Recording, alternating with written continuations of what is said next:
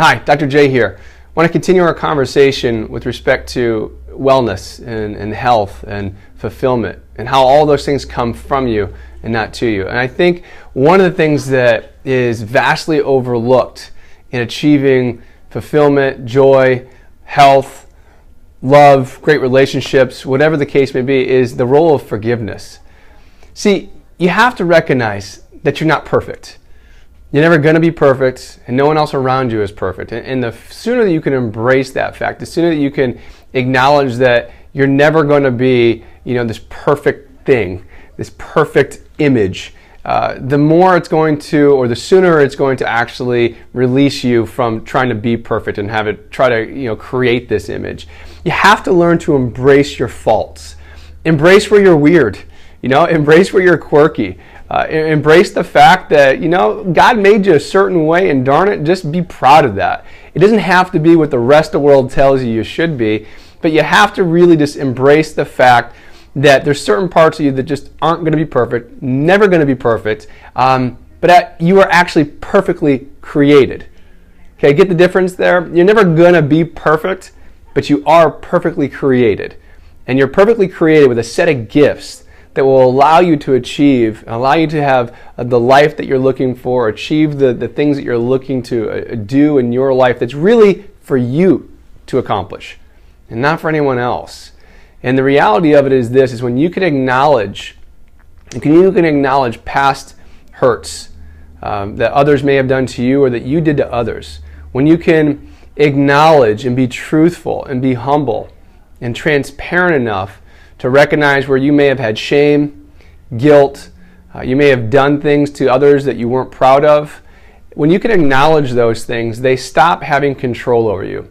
They stop creating emotional weight in your life as well. And I want you to think of those things like a backpack, or think of your life like an empty backpack. And every time you have guilt, every time you have shame, every time you feel like you were at fault or you hurt someone, and you know deep down that you did, and you don't acknowledge it, and you don't forgive yourself or forgive the other person involved, it's like adding a heavy rock to that backpack. And as the course of life goes on, we just keep on adding more and more rocks to that backpack. And over time, it gets so heavy that you're exhausted.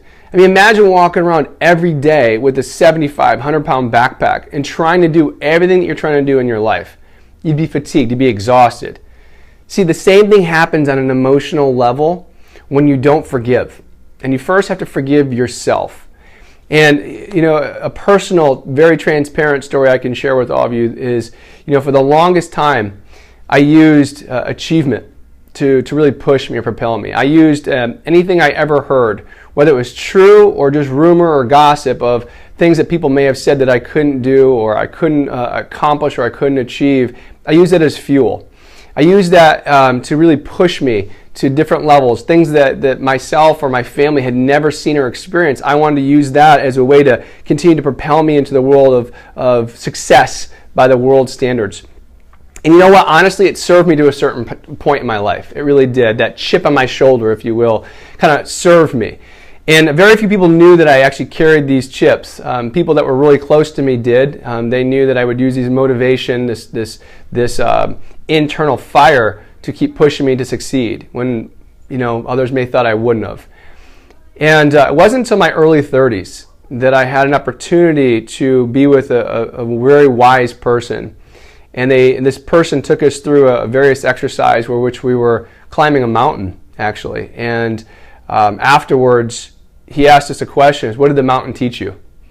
And I raised my hand first, right, because I wanted to be the first with the most insightful comment. And I said, well, it taught me that, I really want to achieve, and I wanted to be the first up the hill, and I wanted to be the first up the mountain, and I wanted to do it the best. And, he pointed out some points, and he was like, yeah, clearly, you were physically the most fit person, but you constantly were asking for reinforcement from the coaches and people around you. And why is that? And for whatever reason, at that moment, I was open to letting all this stuff out. 30 years of just stuff stuck inside me. And I started bawling like a baby.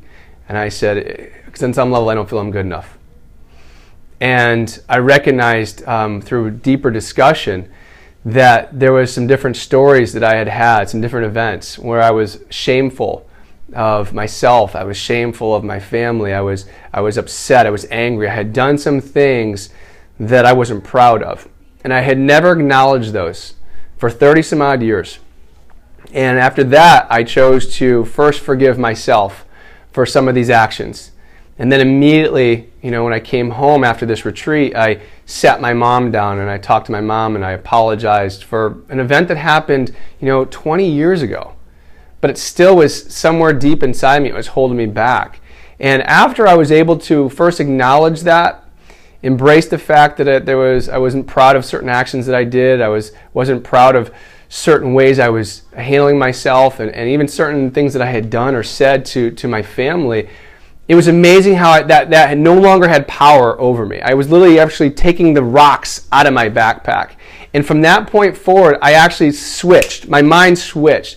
I started focusing on what do I want to do, what do I want to accomplish, what do I want to be for the good of others, but also because it's really inside of me. I stopped doing it for other people. It wasn't about that chip on the shoulder anymore. It wasn't about succeeding just so I could say, yeah, I did it. It was about really living a fulfilled life, a life of love, a life of service. But the moment I was able to get rid of that hurt, the moment I was able to get rid of that shame, the moment I was able to get rid of that anger, man, it's like shackles came off of me. And it's amazing how the relationships in my life started to improve. All relationships, family, friends, everything. So in closing this week, I really would like for you to focus, push yourself. Look deep inside your heart, look deep inside your past. And are there areas in your life where you knew that you didn't show up the way you wanted to? Maybe you hurt yourself, maybe you hurt others. And I'm going to encourage you first to forgive yourself and take time to recognize that, that just was who you were at that time, but it doesn't need to be who you are moving forward. And then also bring in people that you may have hurt. Reach out to them.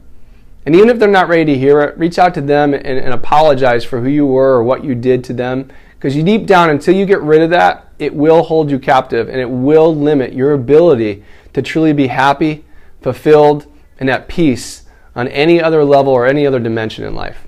So again, I hope that these words in my personal experiences can help bless you this week and for many weeks to come. Again, please, if this is something that touches you or you think is impactful, please share it with others. The vision is to truly try to help, to inspire, to motivate, to educate others so we can really grow as a community, whether it be here in my city or people I'll never meet, to really make a difference in their own life first and then in others' lives as well. So have a great week, and I'll talk to you soon. Bye.